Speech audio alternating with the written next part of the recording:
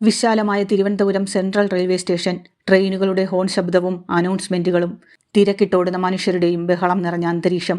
യാത്രക്കാരുടെയും കച്ചവടക്കാരുടെയും ആ ബഹളങ്ങൾക്കിടയിൽ 8-ാം നമ്പർ പ്ലാറ്റ്ഫോമിന്റെ ഏറ്റവും അറ്റത്ത് ആളനക്കം കുറഞ്ഞ ഒരു പഴയ തടിബെഞ്ചിൽ 5-6 അനാഥ കുട്ടികൾ ഇരിപ്പുണ്ടായിരുന്നു. കീറിപ്പറഞ്ഞ വസ്ത്രങ്ങളും പൊടിപിടിച്ച മുടിയും വിശപ്പുകൊണ്ട് തകർന്ന കണ്ണുകളുമായിരുന്നു അവർക്ക്. 9-കാരനായ അപ്പുവും അവന്റെ അനിയത്തി 5 വയസ്സുകാരി മിന്നുവുമായിരുന്നു ആ കൂട്ടത്തിൽ മുന്നിൽ. കുറച്ചു മാസങ്ങൾക്ക് മുമ്പ് റെയിൽവേ പ്ലാറ്റ്ഫോമിൽ ഉപേക്ഷിക്കപ്പെട്ടു പോയ കുഞ്ഞുങ്ങളാണവർ. കഴിഞ്ഞ ദിവസം ഉച്ചയ്ക്ക് ശേഷം അവരുടെ വയറ്റിൽ ഒരു തരി ഭക്ഷണം പോലും ചെന്നിരുന്നില്ല. ഓരോ ട്രെയിൻ വന്ന് നിൽക്കുമ്പോഴും അതിൽ നിന്നിറങ്ങുന്ന യാത്രക്കാരുടെ കൈകളിലേക്ക് അവർ ആശയോടെ നോക്കും. എന്നാൽ ആരും അവരെ ഗൗനിച്ചില്ല. പെട്ടെന്നാണ് പ്ലാറ്റ്ഫോമിന്റെ മറുതലയ്ക്കിൽ നിന്ന് ചുവന്ന കുപ്പായമിട്ട് ആ രൂപം നടന്നു വരുന്നത് അപ്പു കണ്ടത്. മാധവൻ. പ്രായം 50-നോടടുത്തെങ്കിലും തല ഉയർത്തിപ്പിടിച്ച് നിവർന്നുള്ള നടപ്പും ഗാംഭീര്യമുള്ള കറുത്ത കണ്ണുകളും മറ്റുള്ള ചുമട്ട് തൊഴിലാളികളിൽ നിന്നും വേറിട്ട് നിർത്തി. എത്ര കനത്ത പെട്ടികൾ ചുമക്കുമ്പോഴും അയാളുടെ മുഖത്ത് ഒരു മടുപ്പും കണ്ടിരുന്നില്ല. തോൾ സഞ്ചിയും പിടിച്ച് മാധവൻ അടുത്തു വന്നതും കുട്ടികളുടെ വാടിയ മുഖങ്ങളിൽ പെട്ടെന്ന് സന്തോഷത്തിന്റെ വെളിച്ചം പരന്നു. മാധവേട്ടാ! മിന്നു സന്തോഷത്തോടെ ഓടിച്ചെന്ന് അയാളുടെ കുപ്പായത്തിൽ പിടിച്ചു. മാധവൻ തികഞ്ഞ വാത്സല്യത്തോടെ പ്ലാറ്റ്ഫോമിലെ തണുത്ത നിലത്തിരുന്നു. തന്റെ തോളിലുണ്ടായിരുന്ന പഴക്കമുള്ള സഞ്ചി തുറന്ന് വാഴയിലയിൽ പൊതിഞ്ഞ ചൂടുള്ള പുട്ടും കടലക്കറിയും പഴവും പുറത്തെടുത്തു. ചുമടെടുത്ത് കിട്ടുന്ന തുച്ഛമായ കൂലിയിൽ നിന്നും നല്ലൊരു പങ്കും ഈ കുഞ്ഞുങ്ങളുടെ ആഹാരത്തിനാണ് അയാൾ മാറ്റിവെച്ചിരുന്നത്. സാവധാനം കഴിക്കപ്പൂ, ആരും തട്ടിപ്പറിക്കില്ല. അപ്പു വലിച്ചു വാരി തിന്നുന്നത് കണ്ട് മാധവൻ അവന്റെ തലയിൽ പതുക്കെ തലോടി. മാധവേട്ടൻ കഴിച്ചോ? മിന്നു തന്റെ ചെറിയ കയ്യിലുണ്ടായിരുന്ന പുട്ടിന്റെ ഒരു കഷ്ണം അയാളുടെ നേരെ നീട്ടി. മാധവൻ ആ സ്നേഹമൂർന്ന കണ്ണുകളോടെ പുഞ്ചിരിച്ചു. ഞാൻ കഴിച്ചു മോളെ, നിങ്ങൾ വയറ് നിറയെ കഴിക്ക്. സത്യത്തിൽ അന്നത്തെ ദിവസം ജോലി കുറവായിരുന്നതിനാൽ മാധവൻ ഉച്ചയ്ക്ക് ഭക്ഷണം കഴിച്ചിരുന്നില്ല. എങ്കിലും ആ കുരുന്നുകൾ വയറ് നിറയെ കഴിക്കുന്നത് കണ്ടപ്പോൾ അദ്ദേഹത്തിന്റെ ഉള്ളിലെ വിശപ്പ് അലിഞ്ഞു പോവുകയായിരുന്നു. ഭക്ഷണം കഴിച്ചുകൊണ്ടിരിക്കെ അപ്പു ചോദിച്ചു, മാധവേട്ട, എന്തിനാ എന്നും ഞങ്ങൾക്കിങ്ങനെ ആഹാരം വാങ്ങിത്തരുന്നത്? ഞങ്ങൾ ആരാണെന്ന് പോലും മാധവേട്ടൻ അറിയില്ലല്ലോ. ആ ചോദ്യം കേട്ടപ്പോൾ മാധവന്റെ കണ്ണുകൾ ഒരു നിമിഷം അകലേക്ക് നീണ്ടു. അയാളുടെ ഉള്ളിൽ പഴയൊരു ഓർമ്മ വീണ്ടും ഉണർന്നു. യുദ്ധക്കളത്തിൽ കൺമുന്നിൽ വീണുപോയ തന്റെ പ്രിയപ്പെട്ട സഹപ്രവർത്തകരുടെ മുഖങ്ങളും അവർ വീട്ടിൽ ബാക്കി വെച്ചു പോന്ന അനാഥരായ കുഞ്ഞുങ്ങളുടെ മുഖങ്ങളും അയാളുടെ മനസ്സിലൂടെ കടന്നുപോയി. മാധവൻ അപ്പുവിന്റെ തോളിൽ കൈവച്ചുകൊണ്ട് പറഞ്ഞു, ആരാണെന്ന് അറിയേണ്ടതില്ല മോനെ. വിശപ്പുള്ള വയറുകൾക്ക് മുന്നിൽ മനുഷ്യത്വം കാണിക്കുക എന്നതിനേക്കാൾ വലിയൊരു കടമയും ഈ ലോകത്തിലില്ല. പ്ലാറ്റ്ഫോമിലെ മറ്റുള്ളവർക്ക് അയാൾ വെറുമൊരു നമ്പർ 42 പോർട്ടർ മാത്രമായിരുന്നു.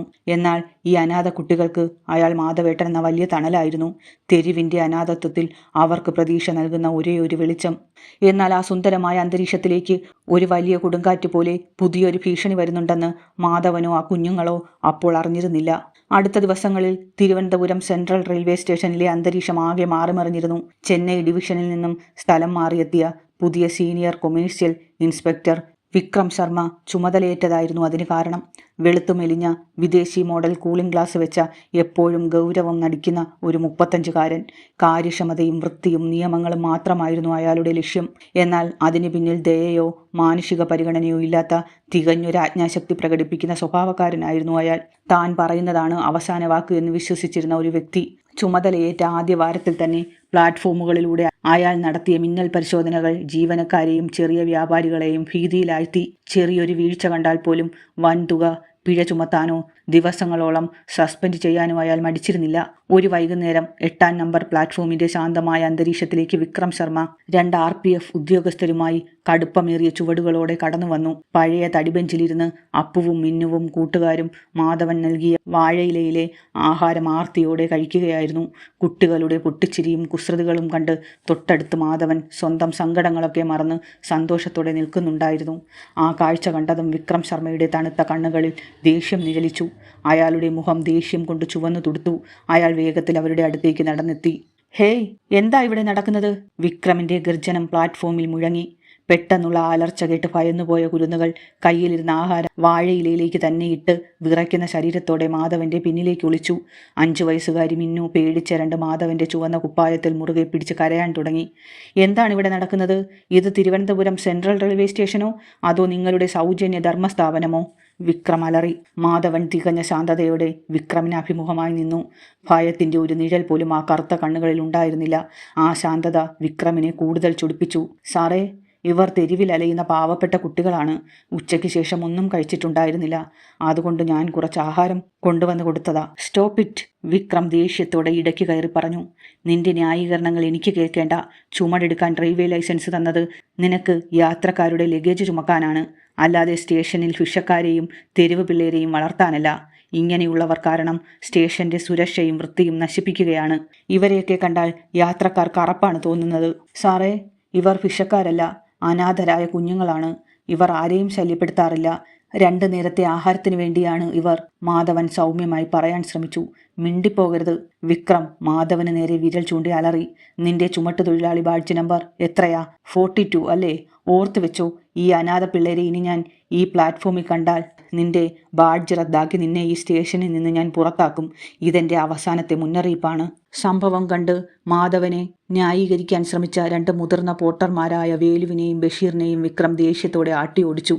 ഇവരെ ഇപ്പോൾ തന്നെ ഈ പ്ലാറ്റ്ഫോമിൽ നിന്നും ഓടിക്ക്. വിക്രം RPF ഉദ്യോഗസ്ഥർക്ക് കടുത്ത ഉത്തരവ് നൽകി. പോലീസുകാർ ലാത്തി വീശിക്കൊണ്ട് മുന്നോട്ട് വന്നതോടെ പേടിച്ചരണ്ട കുട്ടികൾ പ്ലാറ്റ്ഫോമിന്റെ ഇരുട്ടിലേക്ക് നിലവിളിച്ചുകൊണ്ട് ഓടിമറഞ്ഞു.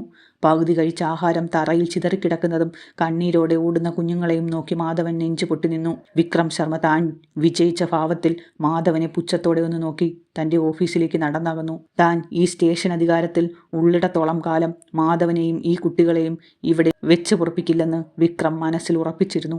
ഒരു വലിയ കൊടുങ്കാറ്റിന്റെ ആരംഭമായിരുന്നു അത്. ദിവസങ്ങൾ ആഴ്ചകൾക്ക് വഴിമാറി. 8-ാം നമ്പർ പ്ലാറ്റ്ഫോമിൽ നിന്ന് കുരുന്നുകളെ ആട്ടി ഓടിച്ചെങ്കിലും മാധവന്റെ മനസ്സിനെ തളർത്താൻ വിക്രം ശർമ്മയ്ക്ക് കഴിഞ്ഞില്ല.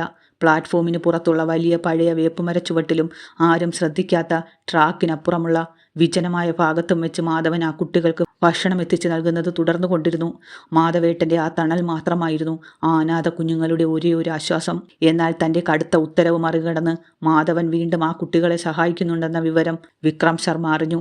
ആ വാർത്ത വിക്രമിന്റെ അഹംഭാവത്തിന് വലിയൊരു ആഘാതമേൽപ്പിച്ചു. ഒരു സാധാ ചുമട്ടുതൊഴിലാളി തന്റെ അധികാരത്തെയും നിയമങ്ങളെയും ചോദ്യം ചെയ്യുന്നത് അയാൾക്ക് സഹിക്കാവുന്നതിലും അപ്പുറമായിരുന്നു. ഒരു കേവലം പോർട്ടർ എന്നെ വെല്ലുവിളിക്കുകയോ? വിക്രം സ്വന്തം ഓഫീസിലിരുന്ന് ദേഷ്യത്തോടെ പിറുപിറുത്തു. അതവനെ എങ്ങനെയും നാണം കെടുത്തി ഈ സ്റ്റേഷനിൽ നിന്നും ഓടിക്കണമെന്ന് കരുതി അയാൾ കുതന്ത്രങ്ങൾ മെനയാൻ തുടങ്ങി. ആദ്യം അയാൾ പോർട്ടർമാരുടെ യൂണിയൻ ഓഫീസിലാണ് നീക്കങ്ങൾ നടത്തിയത്. യൂണിയൻ നേതാക്കളെ ഓഫീസിലേക്ക് വിളിപ്പിച്ചു. മാധവൻ കാരണം ഈ റെയിൽവേ സ്റ്റേഷന്റെ സൽപ്പേരിന് കളങ്കമുണ്ടാകുന്നു. യൂണിയൻ ഭാരവാഹികളോട് വിക്രം കടുപ്പത്തിൽ പറഞ്ഞു. അയാൾ റെയിൽവേ ഭൂമിയിൽ അനാഥ പിള്ളാരെ താമസിപ്പിക്കുന്നു. ഏതെങ്കിലും രീതിയിൽ യാത്രക്കാരുടെ സാധനങ്ങൾ മോഷണം പോയാൽ അതിൻ്റെ ഉത്തരവാദിത്തം അയാൾ ഏറ്റെടുക്കുമോ? അയാളെ ചുമട്ടുജോലിയിൽ നിന്നും മാറ്റി നിർത്താൻ യൂണിയൻ തയ്യാറാകണം. എന്നാൽ പതിറ്റാണ്ടുകളായി മാധവന്റെ സത്യസന്ധതയും കഠിനാധ്വാനവും വിനയവും നേരിട്ടറിഞ്ഞിട്ടുള്ള സഹപ്രവർത്തകർ വിക്രമിന് വഴങ്ങിയില്ല. സാറേ, മാധവേട്ടൻ സ്വന്തം അധ്വാനത്തിൽ നിന്നുള്ള പണം കൊണ്ടാണ് ആ കുഞ്ഞുങ്ങൾക്ക് ഭക്ഷണം കൊടുക്കുന്നത്. അയാൾ ആർക്കും ഒരു ദ്രോഹവും ചെയ്യുന്നില്ല. അയാളെ തൊടാൻ ഞങ്ങൾ അനുവദിക്കില്ല എന്ന് യൂണിയൻ നേതാക്കൾ ഉറപ്പിച്ചു പറഞ്ഞു. യൂണിയൻ വഴി കാര്യങ്ങൾ നടക്കില്ലെന്ന് മനസ്സിലായതോടെ വിക്രം അടുത്ത തന്ത്രം ഇറക്കി. സ്റ്റേഷനിലെ ചില സുരക്ഷാ ഉദ്യോഗസ്ഥരെ സ്വാധീനിച്ച് മാധവനെ നിരന്തരം നിരീക്ഷിക്കാൻ നിർദ്ദേശം നൽകി. മാധവൻ ചുമടെടുക്കുന്ന ഭാരമുള്ള പെട്ടുകളിൽ ലഹരി മരുന്നോ കള്ളക്കടത്ത് സാധനങ്ങളോ ഉണ്ടെന്ന് വരുത്തി തീർത്ത് അയാളെ കേസിൽ കൊടുക്കാൻ പോലും വിക്രം പദ്ധതിയിട്ടു. ഒരു വൈകുന്നേരം ആകാശത്ത് കറുത്ത മേഘങ്ങൾ ഇരുണ്ടുകൂടി. കനത്ത മഴ പെയ്യാൻ തുടങ്ങിയ സമയം.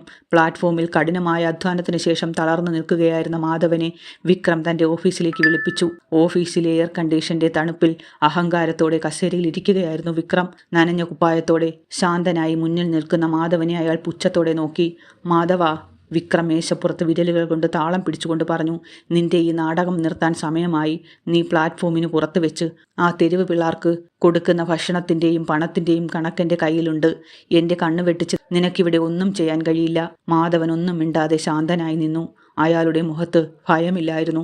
ഞാൻ നിനക്ക് ഒരു അവസാന അവസരം കൂടി തരാം, വിക്രം ശബ്ദം താഴ്ത്തി. എന്നാൽ കടുത്ത സ്വരത്തിൽ പറഞ്ഞു. ഈ നിമിഷം മുതൽ ആ ഭിക്ഷക്കാരുമായുള്ള ബന്ധം നീ അവസാനിപ്പിക്കണം. അവറ്റകളെ ഇനി ഈ സ്റ്റേഷൻ പരിസരത്ത് കണ്ടുപോകരുത്. അങ്ങനെ ചെയ്താൽ നിനക്കിവിടെ സമാധാനമായി ചുമടെടുത്ത് ജീവിക്കാം. അതല്ല, നിന്റെ ഈ ധർമ്മസ്ഥാപനം തുടരാനാണ് ഭാവമെങ്കിൽ നാളെ നേരം പുലരുമ്പോൾ ഈ സ്റ്റേഷനിൽ നിനക്ക് ബാഡ്ജുണ്ടാകില്ല.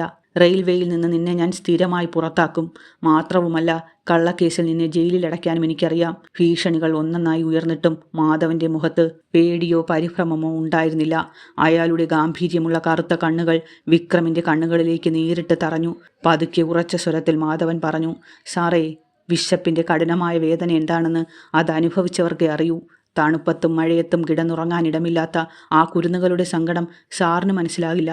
എനിക്ക് കിട്ടുന്ന കൂലിയിൽ നിന്നും ഒരു പിടി ആഹാരം അവർക്ക് കൊടുക്കുന്നത് കുറ്റമാണെങ്കിൽ ആ കുറ്റം ഞാൻ തുടർന്നുകൊണ്ടേയിരിക്കും. അല്പം നിർത്തിയ ശേഷം വിക്രമിൻ്റെ കസേരയ്ക്കടുത്തേക്ക് ഒരു ചുവട് വെച്ച് മാധവൻ തുടർന്നു. എൻ്റെ കയ്യിലെ ഈ ബാഡ്ജ് സാറിന് വേണമെങ്കിൽ വാങ്ങാം. എന്നെ ജോലിയിൽ നിന്നും പുറത്താക്കാം. പക്ഷേ ആ കുഞ്ഞുങ്ങളുടെ വയറെരിയുന്നത് കണ്ടാൽ ഓടിയെത്തുന്ന എൻ്റെ മനസ്സിനെ തടയാൻ സാറിൻ്റെ ഒരു ഉത്തരവിനും കഴിയില്ല. മാധവൻ്റെ വാക്കുകേട്ട് വിക്രം ശർമ്മ ആകെ തരിച്ചുപോയി. ഒരു സാധാരണ പോർട്ടറുടെ മുന്നിൽ താൻ തോറ്റുപോകുന്നതായി അയാൾക്ക് തോന്നി. ശരി, എന്നാൽ നിന്റെ വിധി നീ തന്നെ തീരുമാനിച്ചോ? ദേഷ്യം കൊണ്ട് വിറച്ച വിക്രം മേശപ്പുറത്ത് കൈവച്ചലറി. നാളെ രാവിലെ നിന്റെ ബാഡ്ജ് റദ്ദാക്കുന്ന ഉത്തരവ് നിന്റെ കയ്യിൽ കിട്ടും. മാധവൻ തിരിഞ്ഞു നടന്നു. തനിക്ക് തൊഴിലും ബാഡ്ജും നഷ്ടപ്പെട്ടാലും ഈ പാവം കുട്ടികളുടെ പുഞ്ചിരി നഷ്ടപ്പെടരുതെന്ന ഉറച്ച തീരുമാനത്തിലായിരുന്നു അയാൾ. രാത്രിയോടെ കൊടുങ്കാറ്റും കനത്ത മഴയും ശക്തിപ്പെട്ടു. വൈദ്യുതി ബന്ധങ്ങൾ ഓരോന്നായി തടസ്സപ്പെട്ട് സ്റ്റേഷനും പരിസരവും കടുത്ത ഇരുട്ടിലേക്ക് വീണു. ഒരു വലിയ അടിയന്തര ദുരന്തത്തിൻ്റെ സൂചന പോലെ. മഴ കനത്ത ആ രാത്രിയിൽ സമയം അർദ്ധരാത്രിയോടടുത്തിരുന്നു. പ്ലാറ്റ്ഫോമുകളിലെ തിരക്കുകൾ ഒഴിഞ്ഞ് സ്റ്റേഷൻ ആളനക്കമില്ലാതെ വിജനമായി തുടങ്ങി. തനിക്കെതിരെയുള്ള വിക്രം ശർമ്മയുടെ ഭീഷണികളെപ്പറ്റിയും നഷ്ടപ്പെടാൻ പോകുന്ന ജോലിയെക്കുറിച്ചും ആലോചിച്ച് മാധവൻ 8-ാം നമ്പർ പ്ലാറ്റ്ഫോമിൻ്റെ അറ്റത്ത് ഒരു പഴയ കസേരയിൽ ഇരിക്കുകയായിരുന്നു. എന്നാൽ സ്വന്തം ഭാവിയിലേക്കല്ല, നാളെ രാവിലെ ആ കുഞ്ഞുങ്ങൾക്ക് ഭക്ഷണം എങ്ങനെ എത്തിക്കുമെന്നതായിരുന്നു അയാളുടെ ചിന്ത. പെട്ടെന്നാണ് സ്റ്റേഷന്റെ തെക്കുഭാഗത്തുള്ള ഗുഡ്സ് ഷെഡിനു സമീപത്ത് നിന്ന് ഭൂമി ഉലുങ്ങുന്ന തരത്തിലുള്ള ഒരു വൻ സ്ഫോടന ശബ്ദം കേട്ടത്. ആ വലിയ ശബ്ദത്തിന് തൊട്ടു പിന്നാലെ ഒരു നിമിഷം കൊണ്ട് സെൻട്രൽ റെയിൽവേ സ്റ്റേഷനിലെ ലൈറ്റുകൾ മുഴുവൻ അണഞ്ഞു. മിന്നൽ വെളിച്ചം പോലെ ഇരുട്ട് പരന്ന അന്തരീക്ഷത്തിലേക്ക് ഭയാനകമായ വൻ തീജ്വാലകൾ ഉയർന്നു പൊങ്ങി. ചരക്ക് ട്രെയിനുകൾ നിർത്തിയിട്ടിരുന്ന സ്ഥലത്ത് പെട്രോളിയം ഇന്ധനം നിറച്ച ഒരു വാട്ടർ വാഗണിൽ കടുത്ത ഷോർട്ട് സർക്യൂട്ട് മൂലം വൻ തീപിടുത്തമുണ്ടായതായിരുന്നു അത്. നിമിഷങ്ങൾക്കകം തീയുടെ വിനാശകാരിയായ നാളങ്ങൾ ആകാശത്തേക്ക് പടർന്നു പിടിച്ചു. കട്ടികൂടിയ കറുത്ത പുക സ്റ്റേഷൻ പരിസരത്തെയും പ്ലാറ്റ്ഫോമുകളെയും പൂർണ്ണമായും വിഴുങ്ങി. വാഗണുകളിൽ ഇന്ധനം തിളച്ചുമറിഞ്ഞ് ഓരോന്നായി പൊട്ടിത്തെറിക്കാൻ തുടങ്ങിയതോടെ പാളങ്ങളിൽ നിന്നും തീയുണ്ടകൾ നാലുപാടും ചിതറിത്തെറിച്ച് തൊട്ടടുത്ത പാളത്തിൽ പുറപ്പെടാൻ നിർത്തിയിട്ടിരുന്ന ചെന്നൈ എക്സ്പ്രസിന്റെ പിൻവശത്തെ 3 പാസഞ്ചർ ബോഗികളിലേക്കും തീ അതിവേഗം പടർന്നു പിടിച്ചു. എല്ലാവരും ഓടി രക്ഷപ്പെടൂ, എല്ലാവരും ഓടൂ! ജനങ്ങളുടെ ഭീതി നിറഞ്ഞ ആർത്തനാദം അന്തരീക്ഷത്തിൽ മുഴങ്ങി. ഭയന്നോടുന്ന യാത്രക്കാർ, നിലവിളിക്കുന്ന കുഞ്ഞുങ്ങൾ, ജനങ്ങൾ ചവിട്ടിമെതിച്ച് നടന്നു പോകുന്ന ലഗേജുകൾ. സ്റ്റേഷൻ നിമിഷനേരം കൊണ്ട് നരകതുല്യമായി മാറി. കട്ടിയുള്ള പുക ശ്വസിച്ച് പലരും ശ്വാസം കിട്ടാതെ ബോധം കെട്ട് വീഴാൻ തുടങ്ങി. റെയിൽവേ പോലീസുകാരും പോർട്ടർമാരും എന്ത് ചെയ്യണമെന്നറിയാതെ പരിഭ്രാന്തരായി ചിതറിയോടി. അതിനിടെ തൻ്റെ എയർ കണ്ടീഷൻ ചെയ്ത മുറിക്കുള്ളിൽ ജോലി ചെയ്യുകയായിരുന്ന വിക്രം ശർമ്മ പുറത്തെ ഭയാനകമായ ബഹളം കേട്ട് ഞെട്ടി ഉണർന്നു. ജനലിലൂടെ പുറത്തേക്ക് നോക്കിയ അയാളുടെ കണ്ണുകൾ ഭയം കൊണ്ട് വിറച്ചു. ഫയർ അലാറം അലറിക്കൊണ്ടിരുന്നു. ഓഫീസിന്റെ വാതിലിന് പുറത്ത് വൻതോതിൽ കറുത്ത പുക നിറഞ്ഞു കഴിഞ്ഞിരുന്നു. ഭയം കൊണ്ട് വിക്രമിന്റെ കൈകാലുകൾ വിറച്ചു. അയാൾ പരിഭ്രാന്തിയോടെ വാതിൽ തുറന്ന് പുറത്തേക്ക് ഇറങ്ങാൻ ശ്രമിച്ചെങ്കിലും പുറത്തെ കടുത്ത പുകയും ചൂടും അയാളെ പിന്നോട്ട് തള്ളി. വാതിലിന്റെ പടികൾ ചൂടുകൊണ്ട് പൊള്ളാൻ തുടങ്ങിയിരുന്നു. അടിയന്തര സഹായത്തിനായി ഫോൺ വിളിക്കാൻ ശ്രമിച്ചുവെങ്കിലും വൈദ്യുതി തടസ്സപ്പെട്ടതോടെ ലാൻഡ് ഫോൺ ലൈനുകൾ നിശ്ചലമായിരുന്നു. മൊബൈൽ നെറ്റ്വർക്കും കിട്ടുന്നില്ലായിരുന്നു. സ്വന്തം ഓഫീസിനുള്ളിൽ കനത്ത പുക ശ്വസിച്ച് ശ്വാസം മുട്ടി രക്ഷപ്പെടാൻ ഒരു വഴിയുമില്ലാതെ വിക്രം ശർമ്മ മരണത്തെ മുന്നിൽ കണ്ട് വിറച്ചു. മറുവശത്ത് സിറ്റി ഫയർഫോഴ്സും ദുരന്ത നിവാരണ സേനയും സംഭവ സ്ഥലത്തേക്ക് കുതിച്ചെത്തുന്നുണ്ടായിരുന്നെങ്കിലും കനത്ത മഴയും റോഡുകളിലെ തടസ്സവും കാരണം അവർ എത്തുന്നതിന് മുമ്പ് തന്നെ നൂറുകണക്കിന് മനുഷ്യരുടെ ജീവൻ കവർന്നെടുക്കാൻ പാകത്തിൽ ദുരന്തം ഭയാനകമായി പടരുകയായിരുന്നു. തീയുടെ ആളിപ്പടരലും അലറി വിളിക്കുന്ന മനുഷ്യരുടെ ശബ്ദവും 8-ാം നമ്പർ പ്ലാറ്റ്ഫോമിന്റെ അറ്റത്തിരിക്കുകയായിരുന്ന മാധവന്റെ ഭാവം ആകെ മാറി. നിമിഷനേരം കൊണ്ട് അയാളിലെ ചുമട്ട് തൊഴിലാളി അപ്രത്യക്ഷനായി. വർഷങ്ങൾക്ക് മുമ്പ് അതിർത്തിയിലെ യുദ്ധക്കളത്തിൽ കാണിച്ച അതേ വീര്യവും തികഞ്ഞ മനോധൈര്യവും അയാളിൽ ഉണർന്നു. ഭയത്തിന്റെ ഒരു കണിക പോലും ആ കറുത്ത കണ്ണുകളിൽ ഉണ്ടായിരുന്നില്ല. അയാൾ ഒരു നിമിഷം പോലും ആലോചിച്ച് നിൽക്കാതെ അപകട സ്ഥലത്തേക്ക് കുതിച്ചു. കനത്ത പുകയും തീയുണ്ടകളും ചിതറുന്ന പ്ലാറ്റ്ഫോമിൽ ഭയന്നോടുന്ന യാത്രക്കാരെയും പരിഭ്രാന്തരായി അങ്ങോട്ടും ഇങ്ങോട്ടും ഓടുന്ന ചുമട്ട് തൊഴിലാളികളെയും RPF ഉദ്യോഗസ്ഥരെയും മാധവൻ വഴിതടഞ്ഞു നിർത്തി. ആരും പരിഭ്രാന്തരാകരുത്. അയാളുടെ ശബ്ദത്തിൽ ഒരു സൈനിക കമാൻഡറുടെ ഗാംഭീര്യവും ആജ്ഞാശക്തിയും ഉണ്ടായിരുന്നു. എല്ലാവരും എൻ്റെ വാക്ക് ശ്രദ്ധിക്കൂ. 5-ാം നമ്പർ പ്ലാറ്റ്ഫോമിലൂടെ പുറത്തേക്ക് അടിയന്തര എക്സിറ്റ് വഴിയുണ്ട്. അവിടെ പുക കുറവാണ്. വിരണ്ടോടുന്ന യാത്രക്കാരെ എല്ലാവരെയും അങ്ങോട്ട് വഴിതിരിച്ചു വിടൂ. ഉദ്യോഗസ്ഥരും ജീവനക്കാരും പാളത്തിലേക്ക് ഇറങ്ങരുത്. മാധവന്റെ ആ കൽപ്പന കേട്ട് വിറങ്ങലിച്ചു നിന്ന പോർട്ടർമാരും പോലീസുകാരും പെട്ടെന്നുണർന്ന് പ്രവർത്തിക്കാൻ തുടങ്ങി. അയാളുടെ നിർദ്ദേശാനുസരണം അവർ യാത്രക്കാരെ സുരക്ഷിത സ്ഥാനങ്ങളിലേക്ക് നയിച്ചു. പെട്ടെന്നാണ് മാധവന്റെ ശ്രദ്ധ കൊമേഴ്സ്യൽ ഇൻസ്പെക്ടറുടെ ഓഫീസിലേക്ക് തിരിഞ്ഞത്. ജനലിനുള്ളിലൂടെ കനത്ത പുകയുയരുന്നത് അയാൾ കണ്ടു. വിക്രം ശർമ്മ അവിടെ അകപ്പെട്ടിട്ടുണ്ടെന്ന് അയാൾക്ക് മനസ്സിലായി. തന്നോട് എത്ര ദേഷ്യം കാണിച്ച ആളാണെങ്കിലും ഒരു ജീവൻ അപകടത്തിലാണെന്ന് തിരിച്ചറിവ് മാധവനെ മുന്നോട്ട് നയിച്ചു. അടുത്തുള്ള കുടിവെള്ള പൈപ്പിൽ നിന്നും സ്വന്തം തോർത്തു മുക്കി നനച്ച് മുഖത്ത് കെട്ടി മാധവൻ കനത്ത പുക തുളച്ച് ഓഫീസിന്റെ ദിശയിലേക്ക് കുതിച്ചു. ഓഫീസിന്റെ ചൂട് പിടിച്ച വാതിൽ അയാൾ ആഞ്ഞു ചവിട്ടി തുറന്നു. മുറിക്കുള്ളിൽ ശ്വാസം കിട്ടാതെ ബോധരഹിതനായി തറയിൽ വീണ് കിടക്കുകയായിരുന്ന വിക്രം ശർമ്മയെ മാധവൻ ഒരു നിമിഷം കൊണ്ട് തോളിലേറ്റി. പുക നിറഞ്ഞു നിന്ന മുറിയിൽ നിന്നും സാഹസികമായി അയാളെ പുറത്തെത്തിച്ചു. കണ്ണുകൾ പതുക്കെ തുറന്ന വിക്രം ശർമ്മ തന്നെ മരണമുഖത്ത് നിന്ന് ചുമന്ന് പുറത്തെത്തിച്ചത് താൻ പുറത്താക്കാൻ ശ്രമിച്ച അതേ ചുമട്ടുതൊഴിലാളിയാണെന്ന് തിരിച്ചറിഞ്ഞപ്പോൾ കരഞ്ഞുപോയി. അയാളുടെ കണ്ണുകളിൽ അത്ഭുതവും ഭയവും കുറ്റബോധവും നിറഞ്ഞു. മാധവൻ അവിടെയും തന്റെ പോരാട്ടം നിർത്തിയില്ല. മറുവശത്ത് ടാങ്കർ വാഗണിലെ തീ തൊട്ടടുത്തുള്ള പാസഞ്ചർ ബോഗികളിലേക്ക് ആളിപ്പടരുകയായിരുന്നു. തീ മുഴുവൻ ബോഗികളിലേക്കും പടർന്നാൽ സ്റ്റേഷൻ ആകെ ചാരമാകുമെന്ന് മാധവൻ ഉറപ്പായിരുന്നു. ആ ബോഗികൾ പ്രധാന ട്രെയിനിൽ നിന്നും ഉടൻ വേർപെടുത്തണം. മാധവൻ അലറി. പക്ഷെ ആളിപ്പടരുന്ന തീയും സഹിക്കാനാകാത്ത ചൂടും കാരണം ട്രാക്കിനടുത്തേക്ക് പോകാൻ അവിടെയുള്ള ആരും ധൈര്യപ്പെട്ടില്ല. മാധവൻ കയ്യിൽ കിട്ടിയ ഒരു വലിയ ഇരുമ്പ് കഷ്ണവുമായി ആളിപ്പടരുന്ന തീയിലേക്ക് ചാടിയിറങ്ങി. അനുഭവസമ്പന്നനായ ഒരു സൈനിക ഉദ്യോഗസ്ഥന്റെ വേഗതയോടും കൃത്യതയോടും കൂടി പൊള്ളുന്ന ചൂടിനെ വകവയ്ക്കാതെ അയാൾ വാഗണുകളെ തമ്മിൽ ബന്ധിപ്പിക്കുന്ന കപ്ലിംഗ് അയൺ അടർത്തി മാറ്റി. തൊട്ടു പിന്നാലെ ഡ്രൈവറോട് ട്രെയിൻ മുന്നോട്ടെടുക്കാൻ കയ്യിലിരുന്ന ടോർച്ച് വീശി ആംഗ്യം കാണിച്ചു. തീ പിടിച്ച വാഗണുകൾ വേർപെട്ടതോടെ നൂറുകണക്കിന് ആളുകൾ സഞ്ചരിക്കേണ്ടിയിരുന്ന പ്രധാന ബോഗികൾ വലിയൊരു മഹാദുരന്തത്തിൽ നിന്നും രക്ഷപ്പെട്ടു. സ്വന്തം ജീവൻ പണയം വെച്ച് ഒരു ആർമി കമാൻഡറെ പോലെ അടിയന്തര രക്ഷാപ്രവർത്തനങ്ങൾക്ക് നേതൃത്വം നൽകിയ ആ മനുഷ്യനെ കണ്ടുനിന്ന റെയിൽവേ ജീവനക്കാരും യാത്രക്കാരും അത്ഭുതത്തോടെയും ആദരവോടെയും നോക്കി നിന്നു. മണിക്കൂറുകൾ നീണ്ട കഠിനമായ പോരാട്ടത്തിനൊടുവിൽ ഫയർഫോഴ്സും ദുരന്ത നിവാരണ സേനയും ചേർന്ന് തീ പൂർണ്ണമായും അണച്ചു. പുലർച്ചെ 5 മണിയോടെ സ്റ്റേഷനിൽ പുകയടങ്ങി തുടങ്ങി. വലിയൊരു മഹാദുരന്തത്തിൽ നിന്നും നൂറുകണക്കിന് യാത്രക്കാരുടെയും ജീവനക്കാരുടെയും ജീവൻ രക്ഷപ്പെട്ടത് മാധവന്റെ സമയോചിതമായ ഇടപെടലും ധീരതയും കൊണ്ട് മാത്രമായിരുന്നു. തീകെടുത്തൽ ദൗത്യം അവസാനിച്ചപ്പോൾ റെയിൽവേ ഡിവിഷണൽ മാനേജരും ജില്ലാ കളക്ടറും ദുരന്ത നിവാരണ സേനയുടെ ഉന്നത ഉദ്യോഗസ്ഥരും അടിയന്തരമായി സംഭവസ്ഥലത്തേക്ക് കുതിച്ചെത്തി. പ്ലാറ്റ്ഫോമിലുടനീളം നാശനഷ്ടങ്ങൾ വിലയിരുത്തുന്നതിനിടയിൽ സ്റ്റേഷൻ മാസ്റ്ററും ജീവനക്കാരും കളക്ടറോട് നടന്ന കാര്യങ്ങൾ വികാരഭരിതരായി വിശദീകരിച്ചു. സാറേ, അടിയന്തരമായി ബോഗികൾ വേർപെടുത്തി യാത്രക്കാരെ സുരക്ഷിതമായി പുറത്തെത്തിച്ച ആ ചുമട്ടുതൊഴിലാളി ഇല്ലായിരുന്നെങ്കിൽ ഇന്ന് ഈ സ്റ്റേഷൻ തന്നെ ചാരമാകുമായിരുന്നു, സ്റ്റേഷൻ മാസ്റ്റർ പറഞ്ഞു. പുക ശ്വസിച്ച് ക്ഷീണിതനായ വിക്രം ശർമ്മയും ആ സമയം കളക്ടറുടെ അടുത്ത് നിൽക്കുന്നുണ്ടായിരുന്നു. താൻ മരണമുഖത്ത് നിന്ന് രക്ഷപ്പെട്ടത് മാധവൻ കാരണമാണെന്ന തിരിച്ചറിവും താൻ ചെയ്ത അഹങ്കാര പ്രവർത്തികളെക്കുറിച്ചുള്ള ലജ്ഞയും അയാളുടെ മനസ്സിനെ വേട്ടയാടുകയായിരുന്നു. അപ്പോഴാണ് ആർമി യൂണിഫോമിലുള്ള NDRF സംഘത്തലവൻ രഘുറാം പ്ലാറ്റ്ഫോമിന്റെ അറ്റത്തേക്ക് നടന്നു വരുന്ന മാധവനെ കണ്ടത്. മാധവന്റെ മുഖത്തെ കരിപുരണ്ട പാടുകളും ചുവന്ന പോർട്ടർ കുപ്പായവും വകവയ്ക്കാതെ രഘുറാമിന്റെ കണ്ണുകൾ ആ ആൾരൂപത്തിൽ തന്നെ ഉറച്ചു നിന്നു. പെട്ടെന്ന് അദ്ദേഹം അറ്റൻഷനായി നിന്നു. തികഞ്ഞ ആദരവോടെ മാധവന് നേരെ സല്യൂട്ട് അടിച്ചു. അവിടെ ഉണ്ടായിരുന്ന കളക്ടറും DRMും വിക്രം ശർമ്മയും അടങ്ങുന്ന വലിയൊരു ജനക്കൂട്ടം അത് കണ്ട് ഞെട്ടിപ്പോയി. ഒരു ഉന്നത ആർമി ഉദ്യോഗസ്ഥൻ ഒരു സാധാരണ ചുമട്ടുതൊഴിലാളിയെ കണ്ടിട്ട് സല്യൂട്ട് അടിക്കുന്നതെന്തിന്? Colonel Madhavan Nair, sir. Commandant രഘുറാമിന്റെ ശബ്ദം പ്ലാറ്റ്ഫോമിൽ മുഴങ്ങി. മാധവൻ പതുക്കെ പുഞ്ചിരിച്ചു. പഴയ സൈനിക ഓർമ്മകൾ അയാളുടെ മനസ്സിലൂടെ കടന്നുപോയി.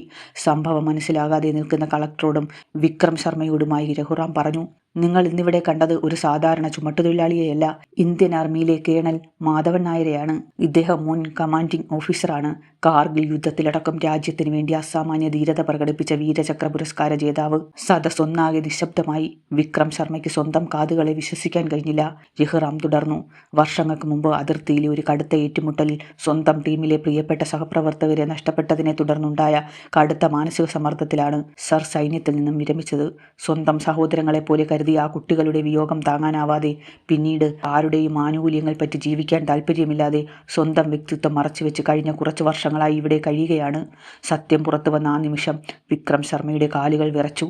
താൻ ഇത്രയും നാൾ അഹങ്കാരത്തോടെ അപമാനിക്കുകയും സ്റ്റേഷനിൽ നിന്നും പുറത്താക്കാൻ കരുക്കൾ നീക്കുകയും ചെയ്തത് രാജ്യത്തിൻ്റെ ഒരു മഹാനായ വീരനായകനെയാണല്ലോ എന്നോർത്ത് അയാൾ തലകുനിച്ചു. ആ പ്ലാറ്റ്ഫോമിലെ അന്തരീക്ഷം ആകെ മാറിമറിഞ്ഞു. ആദരവോടെയും അത്ഭുതത്തോടെയുമാണ് അവിടെ ഉണ്ടായിരുന്ന ഉദ്യോഗസ്ഥരും ജീവനക്കാരും ആ മഹാമനസ്കനെ നോക്കി നിന്നത്. താൻ ഇതുവരെ അപമാനിച്ചതും റെയിൽവേയിൽ നിന്നും പുറത്താക്കാൻ ശ്രമിച്ചതും രാജ്യത്തിന്റെ അഭിമാനമായ ഒരു വീരനായകനെയാണെന്ന തിരിച്ചറിവ് വിക്രം ശർമ്മയുടെ ഉള്ളിൽ വലിയ കുറ്റബോധമുണ്ടാക്കി. അദ്ദേഹത്തിന്റെ കണ്ണുകളിൽ നിന്നും അറിയാതെ കണ്ണുനീർ ഒഴുകിയിറങ്ങി. വിക്രം സാവധാനം മാധവന്റെ അടുത്തേക്ക് നടന്നു ചെന്നു. വിറയ്ക്കുന്ന കൈകളോടെ തറയിലേക്ക് തലകുനിച്ച് അയാൾ മാധവന്റെ മുന്നിൽ കൈകൂപ്പി നിന്നു. സർ, എന്നോട് ക്ഷമിക്കണം. വിക്രമിന്റെ ശബ്ദം ഇടറി. അധികാരത്തിന്റെ അഹങ്കാരത്തിൽ താങ്കളുടെ ഉള്ളിലെ വലിയ മനസ്സ് കാണാൻ എനിക്ക് കഴിഞ്ഞില്ല. ഒരു സാധാരണ ചുമട്ടുതൊഴിലാളിയാണെന്ന് കരുതി ഞാൻ താങ്കളെ ഒരുപാട് ദ്രോഹിച്ചു. ഈ പാവപ്പെട്ട കുട്ടികൾക്ക് താങ്കൾ നൽകിയ സ്നേഹത്തിന്റെ വില എനിക്ക് മനസ്സിലായില്ല. എൻ്റെ ജീവൻ രക്ഷിച്ചതിന് എനിക്ക് താങ്കളോട് എങ്ങനെ നന്ദി പറയണമെന്നറിയില്ല. മാധവൻ പതുക്കെ പുഞ്ചിരിച്ചു.